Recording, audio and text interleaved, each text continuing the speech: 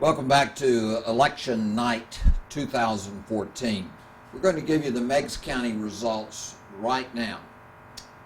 As we have received these, this is an unofficial determination, but we believe this to be a final vote tally in Meigs County.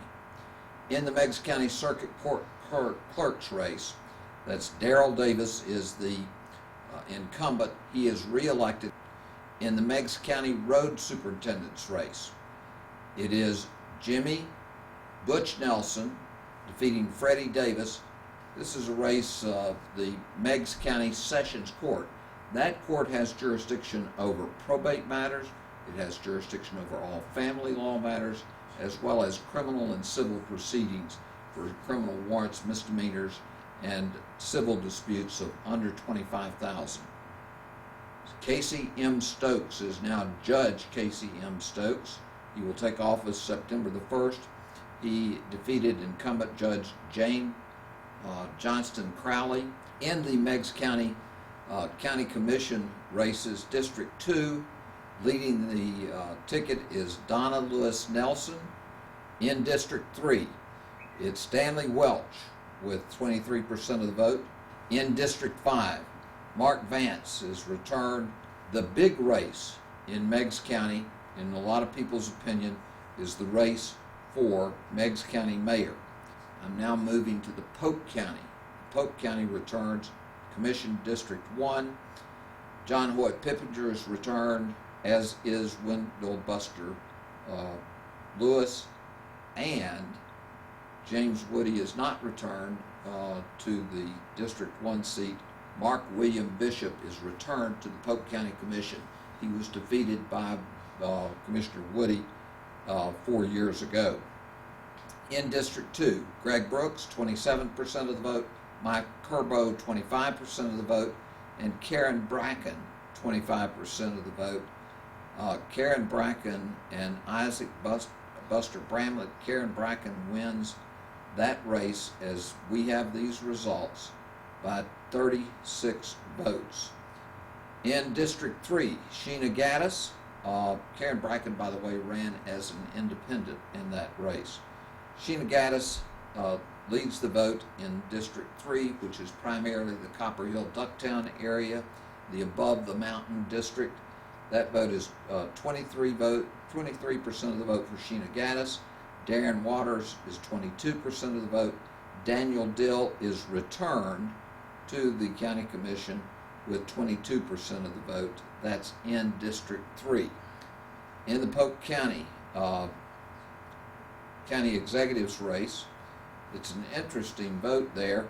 The mayor, county executive, they still use the term county executive, Hoyt Firestone receives 44% of the vote, 31% of the vote by Anna Clark, who ran as an independent. Scott Yates received 26% of the vote. So County Executive Hoyt Firestone is returned to office as the county school board, the county mayor, county executive for Polk County. The big race in Polk County is the Polk County Sheriff's Department race.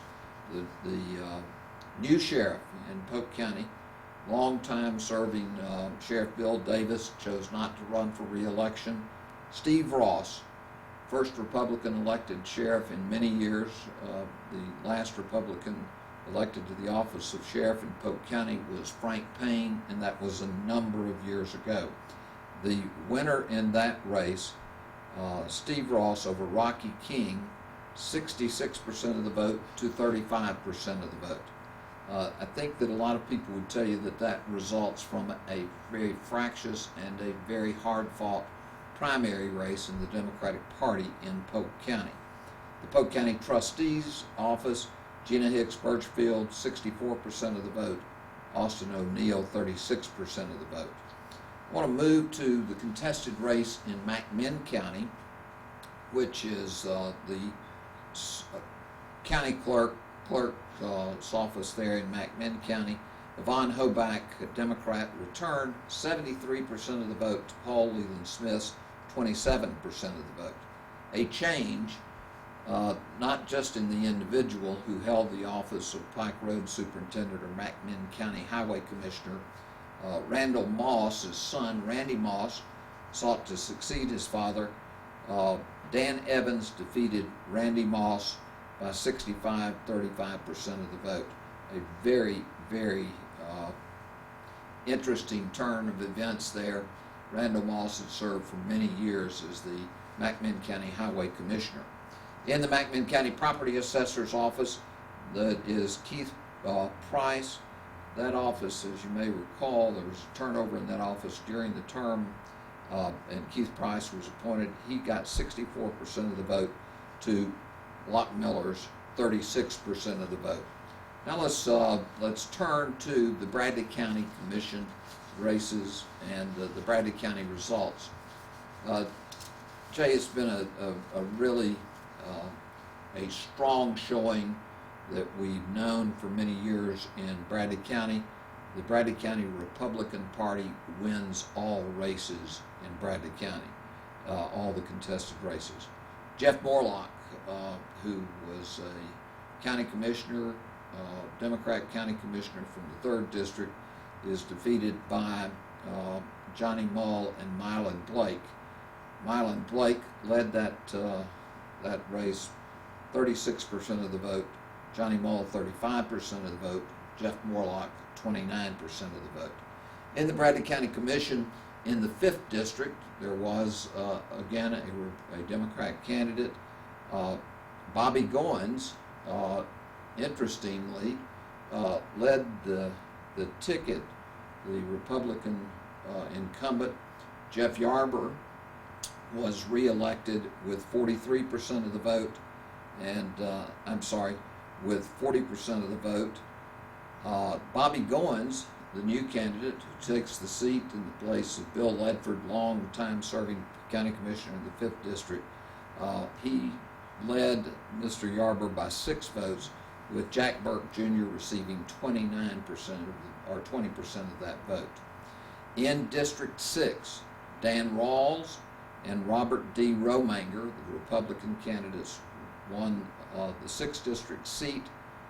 The Democrat candidate received 11% of the vote, with Rawls leading that ticket, 46% of the vote in that district. There were 2 to be elected, as you know.